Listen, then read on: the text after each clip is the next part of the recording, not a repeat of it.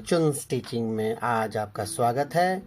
आज हम व्याकरण के दूसरे हिस्से विराम चिन्ह और उसके प्रकार के बारे में बातचीत करेंगे बच्चों।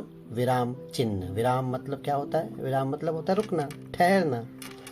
तो विराम का अर्थ क्या है? विराम चिन्ह का अर्थ क्या है? देखो बच्चों, विराम का अर्थ होता है रुकना और ठहरना। मतलब वाक्य को लिखते या बोलते समय बीच में कहीं कहीं थोड़ा बहुत रुकना पड़ता है, जिससे भाषा स्पष्ट, अर्थवान एवं भावपूर्ण हो जाती है। लिखित भाषा में इस ठहराव को दिखाने के लिए कुछ विशेष प्रकार के चिन्हों का उपयोग किया जाता है, साइन का, और इसे ही विराम चिन्ह कहते हैं। यहाँ पे हम लिखा है, बातचीत करते समय अपनी बात पे बल देने के लिए थोड़ा देर रुकते हैं, तो रुकने की इस प्रक्रिया को विराम कहते हैं। लिखते समय इस प्रक्रिया को विराम कहते हैं, और लिखते समय इस प्रक्रिया के लिए कुछ निश्चित चिन्हों का प्रयोग किया जाता है। विराम चिन्ह बच्चों, विराम चिन्ह के बदलने से वाक्य का अर्थ बदल जाता है। अभी देखिए विराम चिन्ह का महत्व क्या है, इसका मैं उदाहरण आपको यहाँ पे बता रहा हूँ। यहाँ पे एक वाक्य दिया गया है, उसे रोको मत जाने दो। तो उसे रोको के बाद मैंने कॉमा का प्रयोग किया है, ठीक है। अंग्रेजी में जिसे आप कॉमा कहते हैं, हिंदी में उसे आप अल्प विराम कहते हैं। तो कॉमा, उसे रोको मत जाने दो। वहीं पे जब दूसरी बार में कॉमा में अलग लगाता हूँ, उसे रोको मत जाने दो। तो देखिए पहले वाक्य में उसे रोकने की बात कह रही है, कहा जा रहा है, मत जाने दो कहा जा रहा है, और दूसरे वाक्य में कहा जा रहा है कि उसे रोको मत, मतलब जाने दो। तो दोनों का अर्थ इस कॉमा, इस विराम चिन्ह की वजह से, अल्प विराम की वजह से बदल गया है। तो इतना महत्व होता है विराम चिन्हों का। तो आज हम विराम चिन्हों के बारे में पढ़ेंगे। विराम चिन्ह के अनेक प्रकार है बच्चों, बहुत सारे प्रकार है विराम चिन्ह के, लेकिन मैं यहाँ पर जो मूलभूत मुख्य 11 विराम चिन्ह हैं उनके बारे में आपको बताने जा रहा हूँ। तो आज हम उन्हीं के बारे में अध्ययन करेंगे। पहला है पूर्ण विराम। तो पूर्ण विराम यानी फुल स्टॉप, इसका प्रयोग वाक्य के पूर्ण होने पे किया जाता है। जैसे वाक्य खत्म हो गया तो वह पूर्ण विराम का इस्तेमाल करते हैं। दूध बेचना ज्ञान सिंह का धंधा नहीं था, ये एक वाक्य मैंने बोल दिया तो पूर्ण विराम हो गया। फिर दूसरा है अल्प विराम यानी कॉमा। पढ़ते अथवा लिखते समय थोड़ी देर रुकने के लिए इसका प्रयोग किया जाता है। पढ़ते अथवा लिखते समय थोड़ी देर के लिए, जैसे अरे हाँ देखो उमा से कह देना जरा करीने से आए, है ना बच्चों। तो देखो अरे हाँ देखो उमा से कह देना जरा करीने से आए। अगर मैं कॉमा के बिना पढ़ता हूँ, अरे हाँ देखो उमा से कह देना जरा करीने से आए, तो बच्चों यहाँ पे मैं कहीं रुका नहीं, कुछ समझा नहीं। अरे हाँ देखो उम्मा से कह देना जरा करीने से आए। तो ये अल्प विराम का प्रयोग है, जहाँ पे मैं कुछ समय के लिए विराम लेता हूँ। अर्ध विराम, ये अर्ध विराम जो होता है पूर्ण विराम से कम और अल्प विराम से ज्यादा, यानी फुल स्टॉप से कम और कॉमा से ज्यादा। जहाँ अल्प विराम से कुछ अधिक देर के लिए रुकना हो वहां इसका प्रयोग किया जाता है।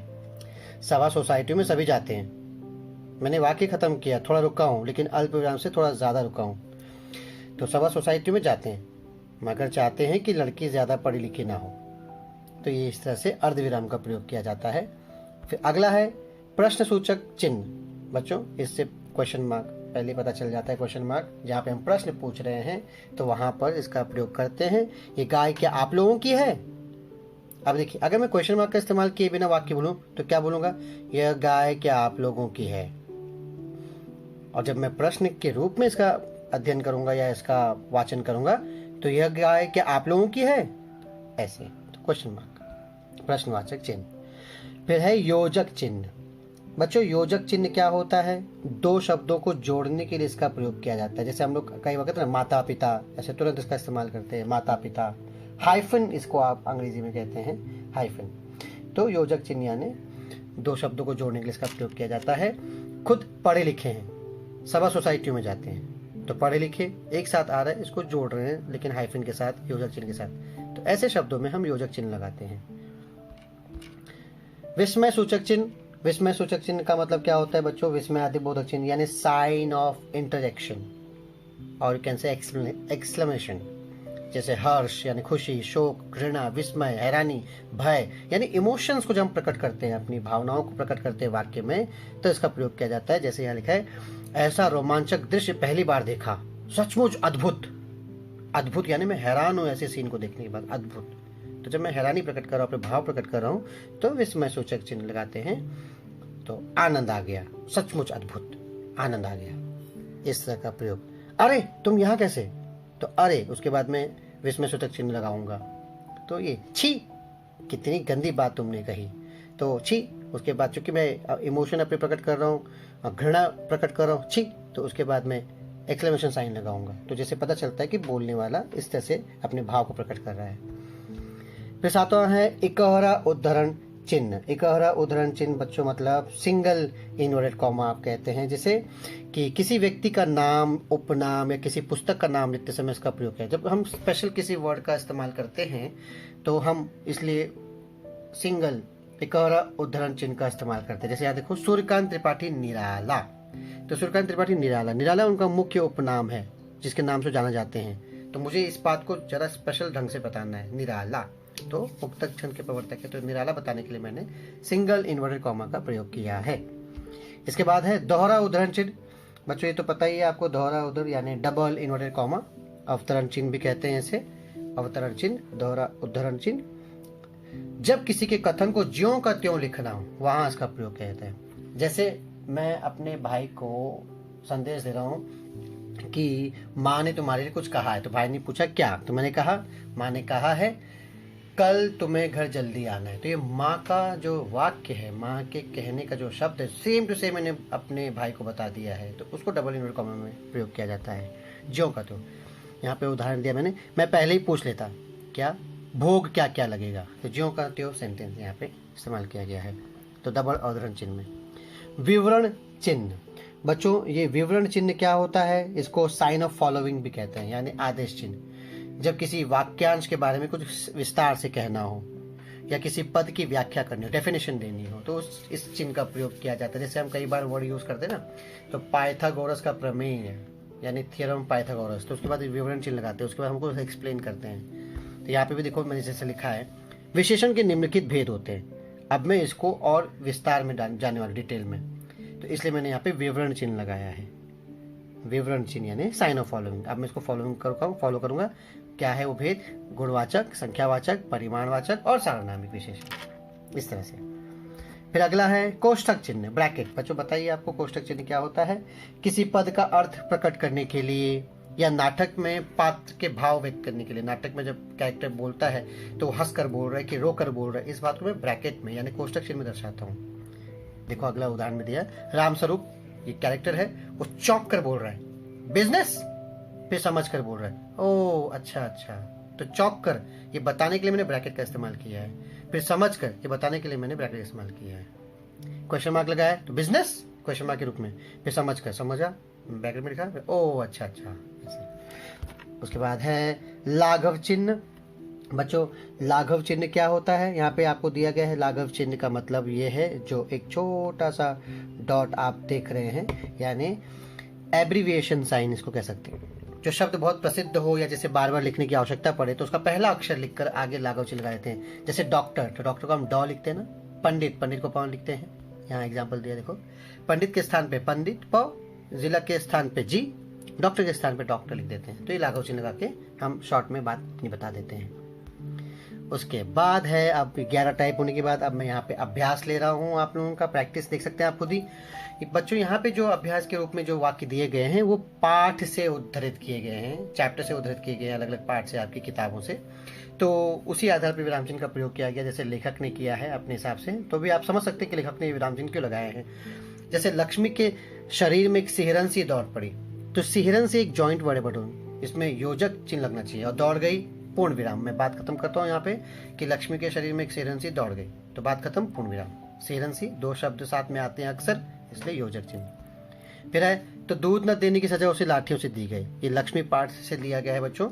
तो दूध न देने की सजा उसे लाठियों से दी गई, असल में प्रश्न पूछता है, तो इस तरह से क्वेश्चन मार्क लगाया गया है। उसके बाद है, सिरचन ने मुस्कुरा कर कहा। अब कहा मतलब वो डायलॉग मारने जा रहा है, तो कॉमा और फिर डबल इन्वर्टेड कॉमा में, यानी दोहरे अवतरण चिन्ह में, ये तुम्हारी माँ ही कर सकती है बबुनी। तो सिरचन मुस्कुरा कर कहा, कॉमा दोहरे उद्धरण चिन्ह में, ये तुम्हारी माँ ही कर सकती है बबुनी, बात खत्म, इसलिए पूर्ण विराम और इन्वर्टेड कॉमा पे क्लोज कर देते हैं, बंद कर देते हैं दोहरे उद्धरण चिन्ह को। फिर चौथा है, जाने दे बेटी जी छोटा न कर। तो जाने दे बेटी जी छोटा न कर, यहाँ पे चूंकि वो अपनी इमोशन बता रही है बेटी के लिए, बेटी को कह रही है कि वो अपना जी छोटा न करे, दुख को वो न करे, इसलिए यहाँ पे एक्सक्लेमेशन साइन का प्रयोग किया गया है, यानी साइन ऑफ इंटरेक्शन, यानी विस्मय सूचक चिन्ह का। जाने दे बेटी, जी छोटा न कर, ऐसे। उसके बाद है ऐसी कारीगरी, ऐसी बारीकी, ऐसा काम पहली बार देख रहा था। तो देखो ऐसी कारीगरी, रुका मैं, कॉमा, ऐसी बारीकी, रुका मैं, कॉमा, है ना, यानी अल्प विराम। तो ऐसी कारीगरी, ऐसी बारीकी, ऐसा काम पहली बार देख रहा था, बात खत्म, पूर्ण विराम। फिर छठा, प्रिय प्रवास खड़ी बोली का प्रथम महाकाव्य है। तो प्रिय प्रवास चूंकि किताब का नाम है बच्चों, इसलिए मैंने उसको सिंगल इन्वर्टेड कॉमा में रखा है, किताब का नाम प्रिय प्रवास। फिर खड़ी बोली का प्रथम का महाकाव्य है, यहाँ वाक्य खत्म, पूर्ण विराम, यानी फुल स्टॉप। फिर सातवां है, हम आपस में कितना भी लड़ें टकराएं, बाहरी शत्रु के लिए एक ही हैं। तो उत्तर, हम आपस में कितना भी लड़ें, कॉमा, रुका, टकराएं। अब टकराएं के बाद मेरी बात थोड़ी अल्प विराम से ज्यादा रुकती है और पूर्ण से कम, तो लड़ें टकराएं, बाहरी शत्रु के लिए हम एक ही हैं, पूर्ण विराम। तो यहाँ पे अर्ध विराम का प्रयोग भी किया गया है। और आठवां है, शायद ये अंतिम है, गोपाल प्रसाद उमा से। तो तुमने पेंटिंग भी सीखी है, तो गोपाल प्रसाद किससे कह रहा है, उमा से कह रहा है, तो उमा को मैंने ब्रैकेट में रखा। तो तुमने पेंटिंग वेंटिंग भी सीखी है, पेंटिंग वेंटिंग दो वर्ड साथ में यूज कर रहा हूँ, इसलिए वहां पे योजक चिन्ह, और है प्रश्न पूछ रहा हूँ इसलिए क्वेश्चन मार्क। तो बच्चों इस तरह से हमारा ये विराम चिन्ह यहाँ पे खत्म होता है। विराम चिन्ह बड़ा आसान है बच्चों, बस थोड़ा सा दिमाग लगाना पड़ता है, समझना पड़ता है, और खुद भी अंदाजा लगाना पड़ता है कि कहाँ पे हम रुक रहे हैं, कहाँ पे हम प्रश्न पूछ रहे हैं, कहाँ पे हम अपने भाव, दुख, हैरानी, घृणा प्रकट कर रहे हैं, कहाँ पे दो शब्दों का साथ में प्रयोग कर रहे हैं, कहाँ पे हम किसी के डायलॉग को इस्तेमाल कर रहे हैं सेम टू सेम, उसी तरह से कहाँ पे हम ब्रैकेट का इस्तेमाल कुछ चीज़ बताना चाहते हैं। तो ये सारी चीज़ें कहाँ पे लाघव चिन्ह हम लगा रहे हैं, जैसे डॉक्टर, पंडित, ऐसे हमने बताया था। तो ये खुद ही समझनी होती है और समझ के इसको उतारना होता है। इसमें कई बार गलती भी हो जाती है, लेकिन अगर आप प्रैक्टिस करें, अभ्यास करें ज़्यादा से ज़्यादा, तो आपसे गलती नहीं होगी। इसलिए आप इसका अभ्यास करिए, खुद से प्रश्न हर किताब में, हर पाठ में कुछ विराम चिन्ह दिए गए हैं, उसे अपनी किताब में नोटबुक में उतारिए, उसका अभ्यास कीजिए, समझने की कोशिश कीजिए कहाँ पर कॉमा क्यों आया है, कहाँ पे क्वेश्चन मार्क क्यों आया है, कहाँ पे योजक चिन्ह क्यों आया है, कहाँ पे पूर्ण विराम क्यों आया है ना। तो इस तरह से बच्चों हमारा ये आज का व्याकरण समाप्त होता है। उम्मीद है आपको समझ में आया होगा। समझ में आया तो लाइक कीजिए, सब्सक्राइब कीजिए और बताइए कैसा लगा आपको। धन्यवाद, शुक्रिया, ध्यान रखिए।